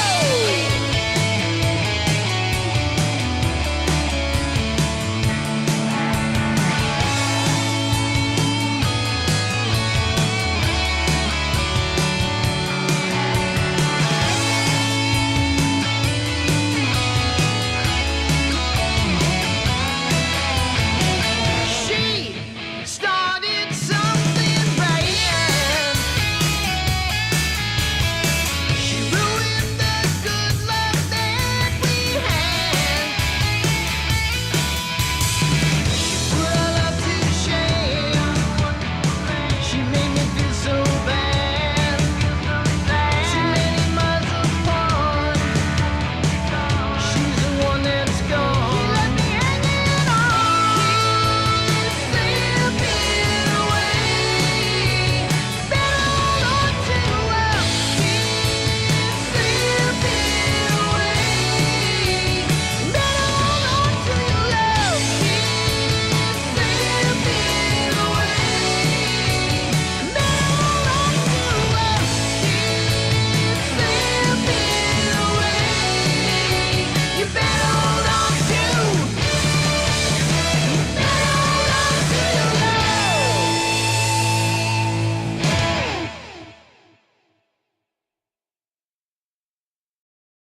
Outlaw Radio. Hell yeah, Outlaw Radio Nation. That was Stadler. What do you think of Stadler? She's slipping away, baby. I listened to his CD Hey. a couple weeks ago because he sent us some music, and I don't remember hearing that song on the CD. I really liked it. Yeah. I'll I put liked it that a lot, CD too. back on again. I'm just doing the background before we get out of here, man. Hey, man, this has been a great show. I loved talking to Sully. Loved having all these people on the show leaving comments. It's great. Tracy said that was a good tune. Janine Springs said she loved it. You know, those ladies like to rock it. Very cool. Very cool. They like to totally rock and roll. Okay. So I'd like to say thank you for another great show. Join us next week on Thursday for iconic musician Alan Green coming on at 5 o'clock. We're going to probably do about 45 to an hour with him, talking about the Cleveland music scene, his early years. We're going to do a lot of name dropping and just talking rock and roll with this guy. This is going to be a good one. This will be a really good one. Such a nice the Butch guy. One. Yeah. Definitely. He's very cool and very down to earth. So that's going to be very fun talking to him. So that's going to happen Thursday. On that show Thursday, we'll pick another 3 songs that we want to play as part of the iconic exclusive musician thing. All right. So we'll have like 3 songs. And then what we're going to do is we'll do a recap like we did last week. Mm-hmm. We'll come back in, talk a little bit of Outlaw Radio Nation, get you guys set up for Sunday. And that's how we're going to do Thursday. Excellent. Okay. So again, next Sunday night, we have a regular show for you. We're with Damaged Incorporated. They're going to be joining us through video to talk about their new album, working with AudioWorks, BVS Film Studios, because they did their music video there. We're going to talk about the new album, what they got coming up, and introduce our listening audience to a great Cleveland band. Okay? That about wraps it up, doesn't it? Sound good to you? All right, the Paranormal Chef will be back talking about UFO disclosure. It's been a while since we talked about the disclosure, Jim. There's updates. There's a lot of cool stuff. I saw, and we're going to be talking about it next week. I'm going to tell Matt, study up on this. And I know he wants the information where I saw it. But supposedly Congress has debris wreckage from extraterrestrial crafts. It's been passed into the Congress. Whoa. Supposedly, that's what's going on. So we have the U.S. UFO disclosure coming. We also have Zack Attack. He'll be back with us. Music is going to be off the hook. We have a bunch of new artists coming. We have new stuff from Dogs of Verona. We've got new stuff from Ravenwood. I believe there's we're going to play the new song again by My Cleveland Project. So I'm going to try to get as much new stuff as I can on that show. All right. And I'm hoping to get some new stuff from you, Mr. Moonlight. I got to start working on that a little bit more. So, I promise. I hope so, Jim. Got a studio right downstairs. Yes, I do. Vassbird, man. Vassbird. That is right. Okay. So, brand new songs coming for you, peeps. All right. So, until then, stay classy, Cleveland. I know it's tough out there with these backstabbing assholes, but you can do it. Stay classy. Good night. We're Outlaw Radio Nation. You're not. We'll see you next week. All right. All right. So, I got some good tunes to close it out, Jim. Here we go. So what we're going to do is we're going to hit with James War. Song is called I Don't Mind. Very cool cat in the United Kingdom. And then we're going to finish it up with Conspiracy 216, The Haunted One, featuring Anthony Gonzalez. We're Outlaw Radio Nation. You have a fantastic evening. We'll see you Thursday. Carry on, folks. Carry on, everyone. Good day. My wayward sons and daughters. Outlaw, baby. Outlaws.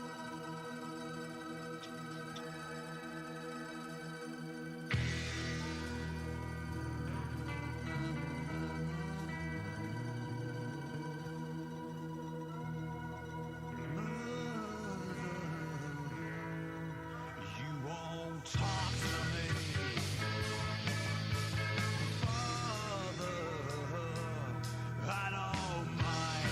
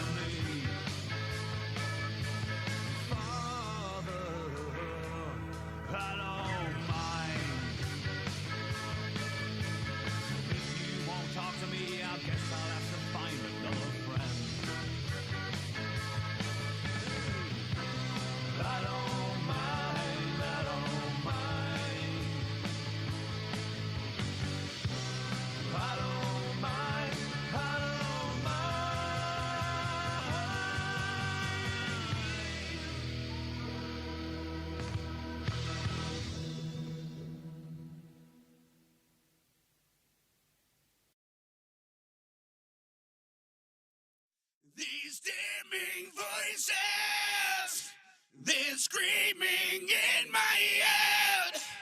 The mind's contorted. I shroud his sides.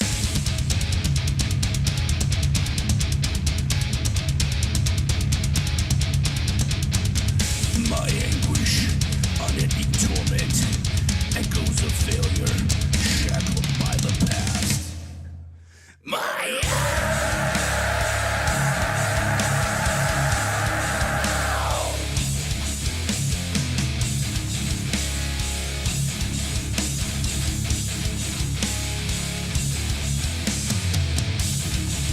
these damning voices, they're screaming in my head. The mind's contorted. I shroud his sides. Paranoid as hell, driving his while stressed and pain. Weighing on my brain, pulling me apart. At the ears, I feel my fear. I'm a go insane. Spiraling down, let the demons out, fully again. Slowly, I'm a die. Never float, at the ears, so fate is clear. I'm the haunted one.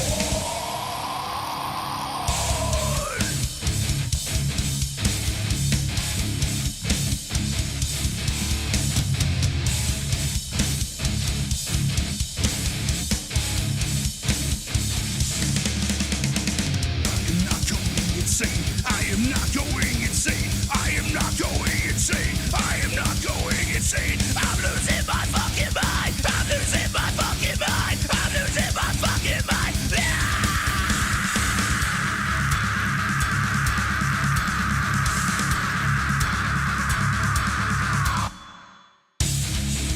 These damning voices, they're screaming in my head. The mind's contorted. I shroud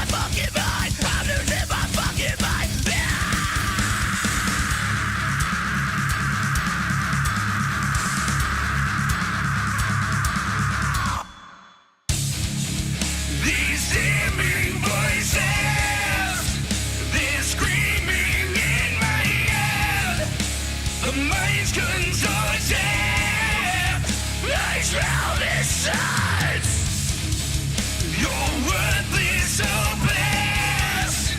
The voices speak to me. The empty soulless. I'll never be free.